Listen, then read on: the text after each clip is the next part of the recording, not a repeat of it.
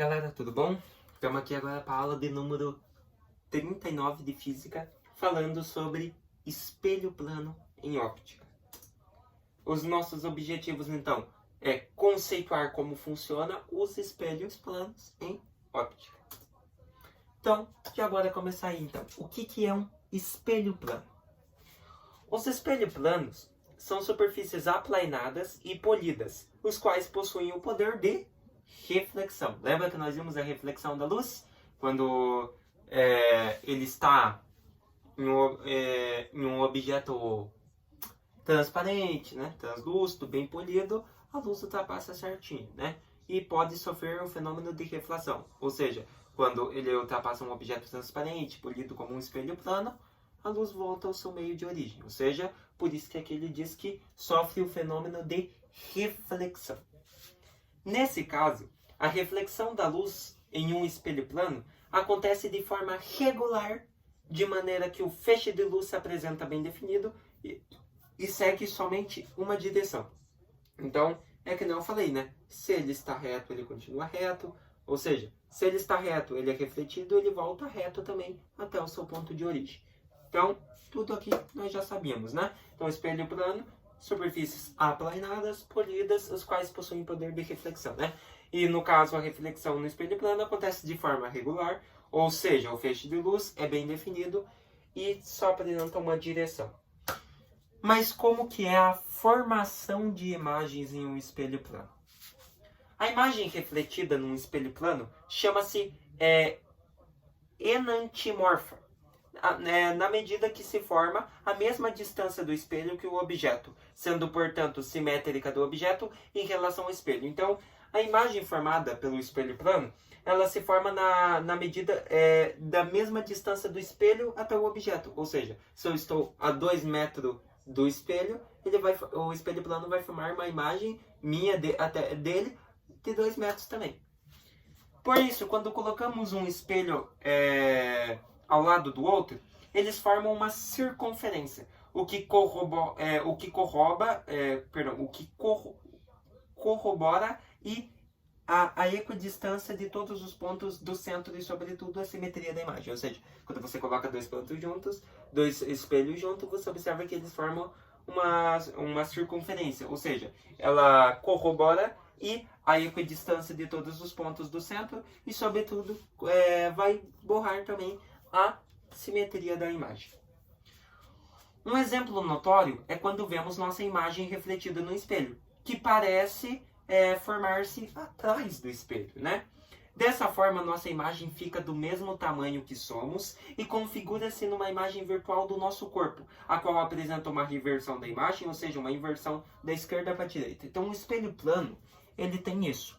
O espelho plano, ele vai formar uma imagem de mesma distância, ou seja, que nem eu falei, se eu estou na frente do espelho, estou a 2 metros da frente do espelho, ela vai formar uma imagem que do meu corpo a 2 metros do espelho também. Só que o espelho ele dá uma impressão também que nós estamos atrás do espelho, nós estamos na frente do espelho, mas a imagem refletida dá a impressão que nós estamos atrás do espelho, que o espelho está na frente, certo?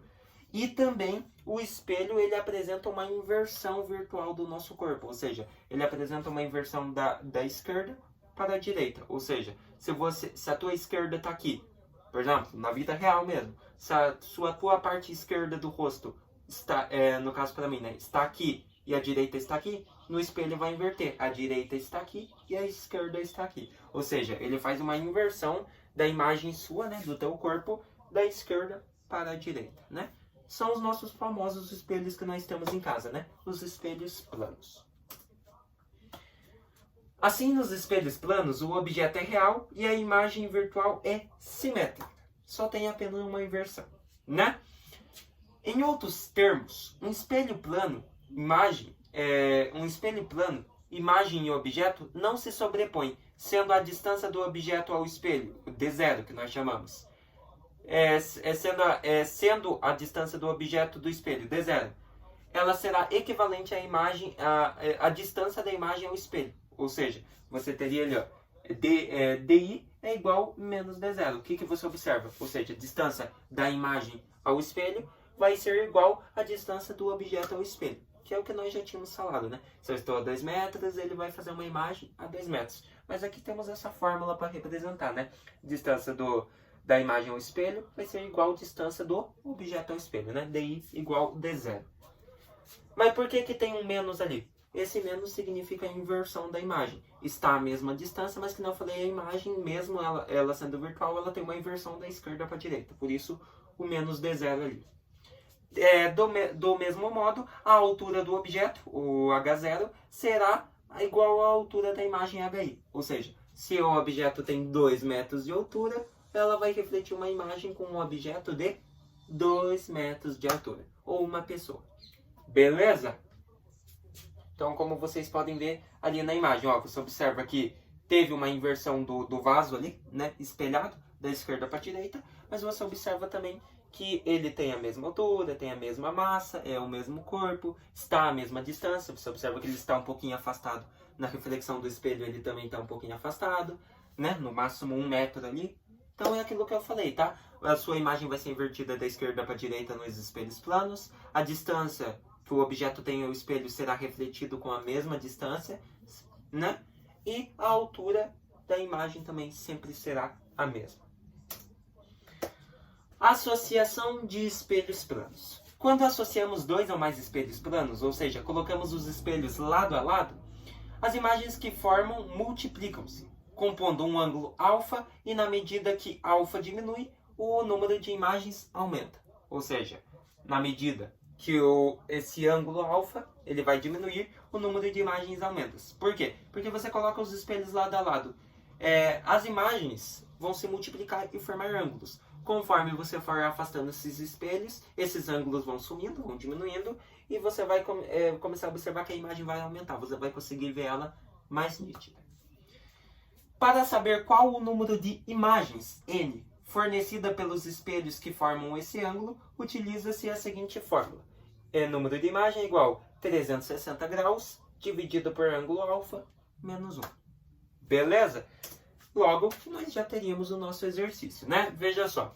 2 espelhos planos estão associados de modo que suas bordas estejam encostadas, formando um determinado ângulo, onde 8 imagens são formadas, ou seja, os 2 estão associados, formam um ângulo e 8 imagens foram formadas nessa associação.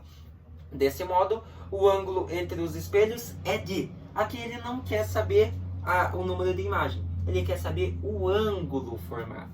Então utilizamos a fórmula lá, né? Então olha lá, para determinar o ângulo formado pela associação entre espelhos planos, utilizamos a relação. Número de imagens é igual a 360 dividido por ângulo alfa menos 1.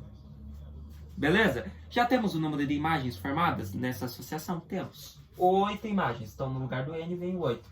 Que é igual a 360 sobre alfa menos 1. Então, ficou assim, né? O que nós podemos fazer agora? Para resolver essa equação. Ficamos com 8. Esse menos 1 pode passar para o primeiro membro mais 1. Aí você iguala com 360 sobre alfa. 8 mais 1 vai ficar 9 igual a 360 sobre alfa. O que você teria agora? Agora você teria o seguinte. Você poderia fazer esse alfa que estava dividindo vir multiplicando. Ou seja, 9 vezes alfa você ficaria com 9 alfa igual a 360. Logo você teria... continuar aqui em cima, tá? Logo você teria alfa igual a 360. E o 9 que estava multiplicando o alfa passa dividindo, né? Vira uma equaçãozinha. Alfa seria igual a 360 dividido por 9, 40 graus. Beleza? Então você tem que, na associação de 2 espelhos planos, formando ângulos e formando 8 imagens, o ângulo formado por esses espelhos seria de 40 graus. Então fizemos um exercício aí, né? Utilizando a relaçãozinha lá da associação de espelhos planos.